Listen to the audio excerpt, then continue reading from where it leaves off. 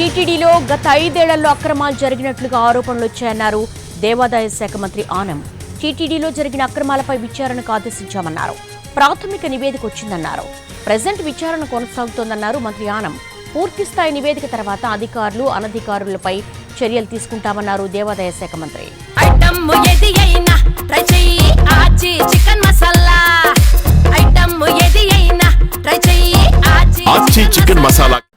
పరకామణిలో $, అంటే ఆ నిధులు చేసేటప్పుడు లెక్క పెట్టేటప్పుడు దానికి సంబంధించినటువంటి ఆ $ని రవికుమార్ అనేటువంటి వ్యక్తి దాన్ని తస్కరించాడని, దాని ద్వారా దాదాపు 100 కోట్ల రూపాయల పైన తిరుమల తిరుపతి దేవస్థానానికి నష్టం వాటిల్లిందని వారు చెప్పడం జరిగింది అధ్యక్ష. వారు చెప్పిన దాంట్లో కొన్ని వాస్తవాలు ఉన్నాయి అధ్యక్ష. ఎఫ్ఐఆర్ బుక్ చేసిన వెంటనే మరి ఇన్వెస్టిగేషన్ ఎంత చేశారో తెలియదు, కానీ ఛార్జ్షీట్ కూడా ఫైల్ చేశారు అధ్యక్ష.